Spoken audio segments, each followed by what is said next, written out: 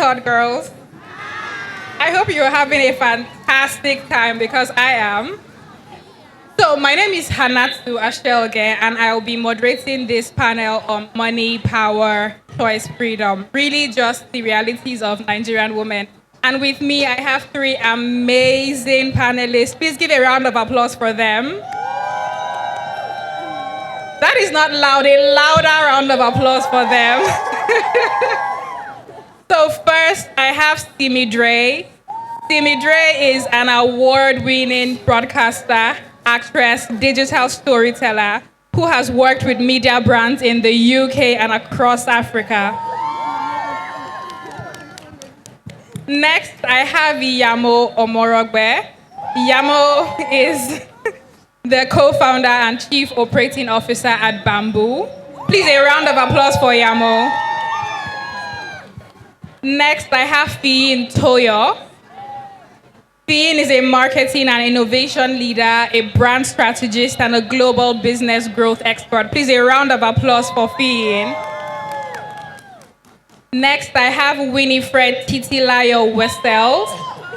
Winnie is a seasoned marketing strategist with over a decade of experience, spanning FMCG, tech, and entertainment. Please, a round of applause for her. Thank you very much to these four amazing women for being here. So today we're just going to talk about money and how financial independence can help us as Nigerian women create our freedom, expand our freedom, and protect our freedom. Because if there's one thing that the patriarchy knows is to try our freedom, isn't that fantastic? So just to sort of set the stage for this conversation, the first question that I will be asking you is, what does true freedom look like for Nigerian women? Let's start with you, Yamu. What does true freedom? I think freedom means different things to different people. And so I think it's important to identify what freedom means to you. But generally, freedom means choices. Freedom means the ability to choose the life that you live and to choose the life that you... exactly the choice to choose the life that you live. So it doesn't mean that life is going to be easy. It doesn't mean that you wake up every morning and you're doing everything you feel like. But it does mean that the life you live, the total sum of it, is a life that you've chosen and is a life that you are deliberate and intentional about. That's what I would say to me. Fantastic. Do you have something to add to that, Simmy? Honestly speaking, I completely agree. I believe that freedom does mean choices, the ability to make choices, to choose to do things that serve you, to choose to do things that serve others as well, if you wish. And also, I feel like the more I started tapping into my freedom, the more confident I began to feel about myself, about my abilities. And that's truly what freedom has been for me. Fantastic. A round of applause for that response. So I'm just going to ask you, Winifred, when did you first realize that money could be a tool for freedom? Okay, this is Winifred. So let me first start with, before you even get the money, freedom starts with your mindset. Because if you don't have the right mindset, even when you have the money, you will not be able to present yourself properly and you won't have the right presence when you walk into a room. So it first starts with your mindset. But the second thing is then when the money comes. For me, it is being able to leave a job and live off my savings. That's when I understood what freedom, financial freedom could mean. When we talk about financial freedom, we might not really fully understand it until we're in a situation where we need these finances and then we discover that we either have to lean on others or lean onto what we have for ourselves. So just being able to leave a job and still live without having to be a beggar made me realize that I have had some level of freedom. Fantastic. Is that something that you've experienced personally? And can you share more about that? So, I don't want to call the particular business, but I'm the kind of person that when I was growing up, if you scream at me in a job, I wouldn't even resign. I'll just walk out the next day. Like, it was that bad for me because I didn't understand why I'll be in a corporate setting and you'll be screaming. Just talk to me. Don't yell at me. So I wasn't a very good saver. Like I outspend as it comes in because I always believe that, life is so short. Let me enjoy what I have. If I die now, who is going to spend the money? But over time, I then realized the importance of saving, especially when the environment I was then wasn't working out for me. So I started saving. I also didn't want to dabble into dubious things because I wanted to make money. Because again, life is too short. So I don't want to die knowing that I was just doing anything to earn money. I wanted the money to be as clean as possible, which is where saving, investing came in. And that is when, again, I realized the importance of financial freedom and acquiring it the right way. Fantastic. Thank you for that response. So to you, Fiyin, also same question. When did you first realize that money could be it? So while Winifred mentioned freedom to be able to leave a job that you don't want, for me, the big thing was being able to live on my own, be financially independent from my parents and from any man, right? And that's why I'm very happy about HERtitude. So the bigger picture for me is freedom to do things by myself and not having to rely on a boyfriend, a dad, a mom, an uncle, or a husband. And that was the values that my mom had put in us right from a young age.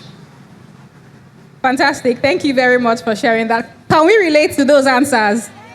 Just being able to leave any man, any job. A round of applause for our panelists, please. So now let's talk about identity. As Nigerian women, we're typically pushed to sacrifice, to play supporters to another person's role, and that just sort of forms some part of our identity, right? So how did you start to shift that mindset for yourself? Let me start with Yamu. So for me, that's interesting. I don't feel like I've just ever been that person. Like, I think generally one thing that is important to me and is that you're the main character in your own story. And that's true for everybody. Like me personally, as a human being, I'm the center of my own world. And in your own world too, you should be the center of your own world and you should think about yourself. It doesn't mean that you don't give. It doesn't mean that you don't help. It doesn't even mean that sometimes you don't put other people before you if you want to. But for me, a lot of my life has just been about wanting to be able to make choices. Having a mindset where you're consistently doing things that are in line with the life you want to live and consistently remembering that the world is your oyster. You can actually be anything you want to be and do anything you want to do as long as you're willing to put in the work. So I think for me, that was a big mindset shift, realizing that, yes, you want choices, you want to have money, you want to be able to do all these things, but you have to be willing to put in the work. And for me, so that's been a big part. Like when I think from an identity point of view, yes, freedom, but on the flip side of freedom is, doing the work. And I think that's been very important. Fantastic. So this is something that has always been a part of you. Yeah, and like I've always been, like I think even as a human being, I think I have a contrary spirit. So even if I want to do something, even if I don't feel like doing something, the second even like someone is like, you can't, all of a sudden it's now the most interesting and most exciting thing to me in the world. And so for me, because I know that about myself, I don't like people telling me what to do. You have to, but it's not, you have to also be responsible. You have to always make sure you live the kind of life that allows you say, okay, I can do what I want, right? Fantastic. Thank you for that. Is that the same for you, Simmy? In all honesty, it was the complete opposite for me. So, as the firstborn child in my family, do we have any firstborns here? Yes. And I don't know about you, but I felt like literally the weight of the world was on my shoulders. Like, I had to show up, I had to be the responsible one, I had to be the one that was always put together to lead by example for my siblings. And it wasn't just in my family setting. It also started happening at work. I became a people pleaser. I wanted to show up, show out for everybody else, often neglecting myself and my mental health. And I don't know if it was quiet frustration or just exhaustion when I realized, wait a minute, I have value, I have a voice, I have purpose, and I want to do something with my life. And it started slowly for me. I started saying no. And I didn't even feel like I needed to explain why I was saying no. I was saying no because I wanted to say no, because enough was enough. And eventually I started learning that autonomy is not selfish, it is sacred. And the more I was able to honor my autonomy, the more I was able to tap into my identity, not just as a Nigerian woman, but as myself. Somebody who could choose to be soft, who could choose to be strong, who could choose myself, and who could choose to give all at the same time. And for me, that was when the shift absolutely started, being able to know that I have a voice and that I matter and my needs also matter. Fantastic. Can we give a louder round of applause, please? Have you guys not eaten? So just as a follow-up question to that, in terms of prioritizing yourself, has that ever caused conflict in your relationship? What kind of relationships? Friendships? Friendships, romantic relationships, family. So I feel when it comes to romantic relationships and when it comes to family, it's all about give and take. There should be equality. So it's not just about me, but at the same time, it's not just about everybody else. It's a relationship. It's a two-way thing. But I think that for me, the issue was I was giving without receiving. And that's where the imbalance was. Fantastic. So back to you, Winifred. Has financial independence ever caused a rift in any relationship for you, whether friendship, romantic, family? That's something you've experienced. So I'm one of the people that do not necessarily have a mentor, but I remember reading something from Funke Alakija a while ago that talks about how though she has this much money and this much assets to her name, she still sacrifices a great deal in her marriage. And that sort of struck a balance for me because there could be a bloodline when you're trying to decide to be your own independent self and then sacrificing. So for me, at the initial stage, yes, there was a little bit of when I say, I can do things myself, I don't need to tell you. But then, at the same time, I also want to be taken care of by my husband because I'm married. So I had to find a way not to be too strong. Now, I don't want to go against women being independent, but there could also be that risk factor where you want to be independent and then the whole responsibility then becomes on you. So I had to learn to strike that balance so that is not the case. If not, I'll get burnt out just trying to prove a point that I'm independent. Fantastic response. Can we get a round of applause? You were nodding your head while she was responding, Fiyin. Is that something that has also happened to you? Has financial independence ever complicated a relationship for you, whether friendship or family or romantic? Sorry. Okay, thank you. Great question. Look, when it comes to family, it hasn't been an issue within my family because thankfully, my family is blessed and we have the same mindset and ideologies. However, I will say this is, like Winifred was saying, is coming into marriage. Sometimes, as a woman, if you're very financially independent, especially when you're dating, it can be rocky for some relationships. So before I got married, certain people that I was seeing, it would always be like an issue, especially if you meet somebody that is insecure. There's some insecure people that I had come across, and it was just a big deal. And in fact, it was so bad that one particular person would be so hostile. And that's why some women don't like to share their salary with their boyfriend, their husband. Am I right? Because sometimes they'll be jealous. So I've actually been in that situation before with somebody before I got married where, if you got a new job, the person will just be hostile towards you. And that's why, with this marriage that I'm in, when I met my husband, it was one of the good things was because he recognized the fact that I had a big future ahead of me and he never stood in my way. With somebody else I had dated, the person would say, no, why are you going for this job? No, you'll be earning too much. Those sort of conversations. And so if you happen to meet that kind of man, that's not even the man for you. And that's why, for me, it's so important to know where you're going with your life so you can make sure that the person that you get on with fits into that. Not a man that is going to be threatened by your independence, your success. So that's what I'll say. My husband, I remember when I got my first big job, and I showed him, and we were even dating. I just showed him the job offer. he was so proud. He literally told everybody about it. But I can imagine if this happened with the other guy, it would have been problem. So yes, I totally understand.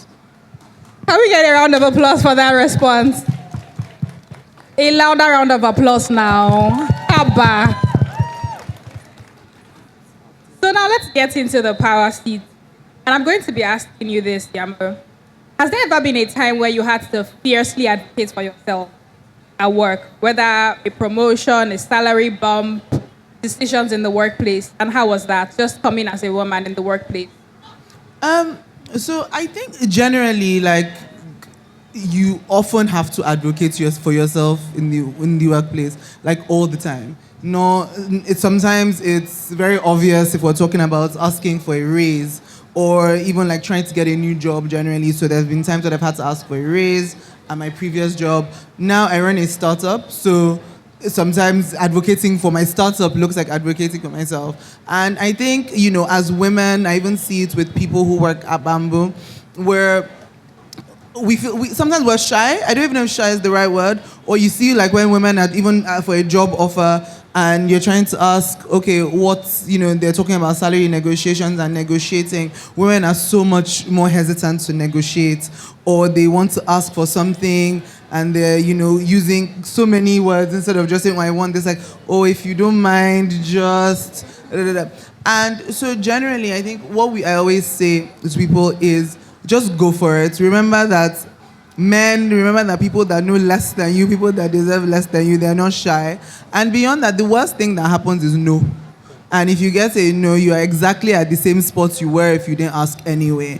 And beyond that, then be prepared. It's so important to be prepared. If you're going to have to advocate for yourself, is be prepared. So even if you don't feel confident, know your numbers, know exactly what you're trying to say. When, I was having to ask, when I was trying to get a raise at like a previous job and I was asking for it, I made sure I asked HR, I had downloaded the exact competency framework for the next level. I wrote down everything. This is what I've done. These are my qualifications. I wrote down everything. I was prepared. So when I got into the conversation, it wasn't an emotional discussion. It wasn't a case of, I think I deserve, if you please. I came with facts. I had asked people for benchmarks. This is what other people had, this is what other people earn at this level, and X, Y, and Z is why I think I deserve it. And just letting it lie. I think that's another piece of advice I would say if anyone is trying to negotiate or trying to advocate for anything.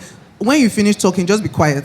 Because I think there's that tendency sometimes, when the other person doesn't say anything, and then you now start saying, oh boy, is it too much? If it's too much, just don't do that. I think that's extremely, extremely important. And it's something I had to learn internally. I'll be pinching myself here, I'm just quiet. And they're like, okay, let me get back to you. And in that getting back to you stage, also be quiet. Because because that's when you now start negotiating against yourself. So it's extremely, extremely important. But yeah. Fantastic. Can we get a round of applause for that response? So I'm going to ask you the same question, Simmy. Have there been times when you had to fiercely advocate for yourself in the workplace? All the time. From the minute I entered the industry, because I work in the media, up until today, I have to advocate for myself. Now, in the beginning, it was different because I was trying to break in, so any opportunity I could get to be seen, I took it. But I got to a point in my life where I was like, I know the value I have and the value I add, and I know my worth as well. And so the difficulty for me wasn't knowing my worth. It was sticking to it and not second-guessing myself. So when people came with jobs or roles that were below my standard, I had to learn how to walk away without looking back and how to, like I said earlier, not second-guess my decisions. And I feel that that's where the power truly is. So knowing your worth, knowing your value is one thing, but the power is truly in sticking to the fact that you know your value and you're not going to back down from what you're able to provide and what you want for your life. Fantastic. Can we get a round of applause for that response? A louder one now. God bless those few people in the front. Thank you for the energy. Thank you for the claps. Thank you for the applause. God bless you, Osha. So now let's talk beyond now, right? And just in building something that outlast you. And this question is directed at you, Winifred. What are you building now that you hope outlasts you, and how are you just navigating that? Okay, so don't even look at me for business advice because I don't know how you're doing this with Bamboo. So let me not talk down on the business part, but the main thing for me is just the way I present myself. You were saying something super important about how when you go into a room, you try to negotiate and not second guess yourself. One of the things I always do with my colleagues, anybody that work with me know that I don't need you to kiss anybody's bum. I don't need you to be a people pleaser. I just want you to put so much value in yourself such that when you walk into a room, you don't have to speak too much to sell yourself. I don't want to be the boss that when people speak about me when I'm not there, they talk about how I'm toxic, how I'm not there to share, transfer my knowledge to other people. This is what I want to outlive me, such that when people speak about me 100 years to come, they were like, there was the greatest lady that ever lived, Winnie Wessels, made me find my identity and appreciate who I am. That is what I hope to outlive me. Can we get a round of applause? So I'm going to ask you the same question, Fiyin. What are you building that you hope outlasts you, and how are you navigating that? Okay, so it's three things. One is values. So we live in a society where there's a lot of corruption, a lot of fraud every day in different industries, in the government, at work. And one of my biggest drivers is to be somebody of integrity, and I want to pour that into anybody that works with me, to my children, generations, past me. The second thing is just mindset. Similar to what Winifred, we're on the same wavelength, but similar to what Winifred said. Let me tell you, one of the biggest issues that I see with Nigerians that I work with is that they don't believe they can achieve certain things. And you will see it on social media. If somebody posts, let's say, a bag, and they say the bag is 10 million. Some people say, it can never be 10 million. How can somebody spend 10 million on a bag? There are people that spend that amount. And they're not thieves. They work. They have businesses. The fact that you start to think small, you can never be big. So mindset is a huge thing to me that I want to pour into people. And I already do that through my personal platform where I teach people that they can get to any lengths within an organization, really. And then, of course, the third thing is just for my own family is, as a young woman, is making sure that, I need to say this, is that you're able to pass something down to your generations to come. So even as young women, I hope everybody on this panel, it's a bit morbid, but I hope we all have wills here. And if you don't, I think you need to consider it. Yes, I got my first will when I was 27, and a lot of people think that's crazy. But there's a reason for that. You also live in a market, in a country where, God forbid, any people can drop dead. You don't have the health care to take responsibility or to take charge. And then a lot of people don't have wills. Their wealth is mismanaged. It's just misplaced. And I don't want that to happen to my children. So very important, those three things. Fantastic. Hot girls, do we have wills? Do we have wills? That was actually a tough one. Well, then now we know that we should get wills. It's actually a tough one. So, my next question, and this is for you, Yamu, it's about ownership. What assets or system are you building now that will sort of give you or others long-term freedom? For this question, I run a startup. I run a fintech startup. So Bamboo, for me, that's the essential goal for us at Bamboo. The goal is helping Africans everywhere grow their wealth and helping Africans get opportunity and access to global investment options that can help them build wealth and build wealth, long term, and also build wealth passively. So by helping people invest so that their money is actually working for them, then that helps them. That also helps, that helps them. That helps industry. That helps economies. So for us, Bamboo is that for me in terms of that generally, and trying to invest smartly and invest wisely. Fantastic. How about you, Simmy? What assets or systems are you building now? So for me, I've actually been investing in property. I have property in Lagos, Ibadan, and London. And this is, thank you. It wasn't easy, Sha. But thank you. But for me, this is also for generational security. I have a child, and I want to be able to leave my children, if I have more, something as well. And I definitely believe in investments, not just, spending on the latest trend on Instagram, but actually investing things into things can return money, can create generational wealth for you as well. Fantastic. So I'm going to ask you again, Yamu, another question. When it comes to building long term, where do you think women, hot girls like us, should start? Is it mindset, saving, investing? Where should we start? So I think again, it's very dependent on where you are. I think, but for women generally, especially now, yes, there's been a lot of talk that's gone into like mindset and like confidence, blah, blah, blah. So that's actually very important. I think, first of all, you need to actually believe that like financial empowerment is important for you. And then women actually need to earn more. That's just the truth. Real. Women need to make more money. If you have money, then you do other things with the money. And so it's very, very important, even when you think about what you want to do, what you want, what you enjoy, how do you monetize that? How do you start to grow that? If you like doing something, how do you monetize that? It's something I was talking about that recently because I was looking for like a new chef for my house. And everybody that kept coming were like, men. I'm like, everything is like a traditionally female role until it's monetized. And then all of a sudden it's now like the men. And I'm like, no, women need to start making more from the things that they enjoy, your passion. And then once you earn more, start obviously saving so that you have, a nest egg, you have money for a rainy day when you need something, and then a little bit more, then you can start investing. But a thing I also say, especially when you're trying to get your finances sorted out, is people need to know how much they are spending. A lot of people do not know how much money they spend. Money comes in and it just kind of goes. And, that happens to me sometimes where I know how much I'm spending based on how much is left in my bank account. And even me, I'm like, who was spending the money?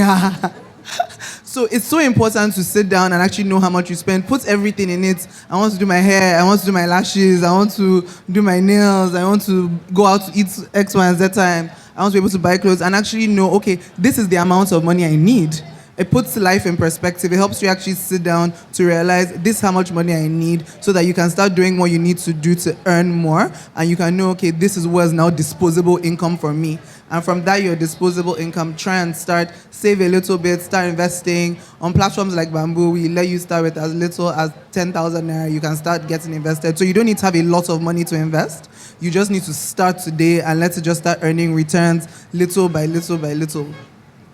Fantastic. Can we clap for that, hot girls? Please, louder now.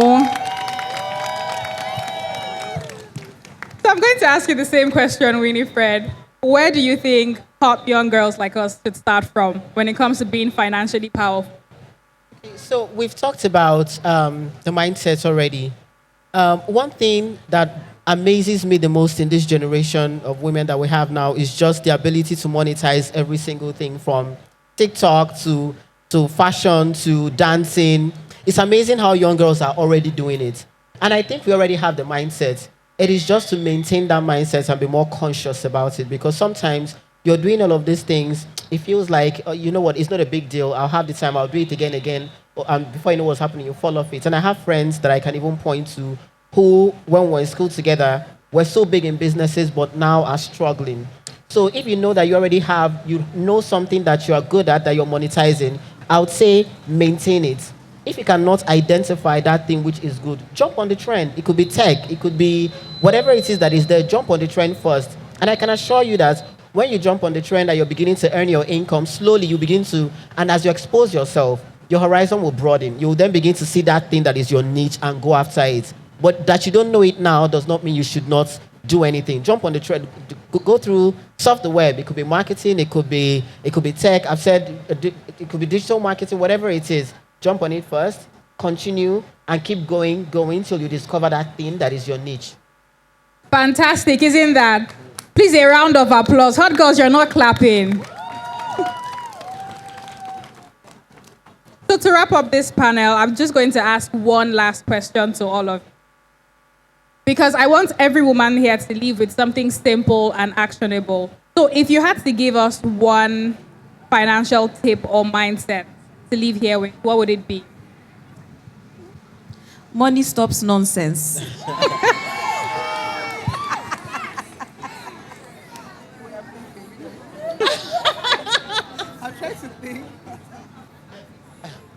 I would say you're allowed to want more. You're allowed to thrive, not just survive. And money is a tool, not a measure of your worth. Fantastic. I would say you're more than a womb and uterus. You're way more than that. I think yeah. No, but really, no one is actually coming to save you. Like, as women, you're adults, full-grown adults in full charge of your life, of the entirety of your life. So go out and get what you want, work for it, grab it, pull it, but take what you want, and you can literally be anything in the world you want to be. Literally. Fantastic. Can we have a round of applause, Health Girls? Thank you all very much for being here, right? Because, money conversations are very intimidating. But if there's one thing that we've learned here is that financial independence can be attained. We just need courage, choices, and also a lot of community. So once more, a round of applause for our amazing panelists.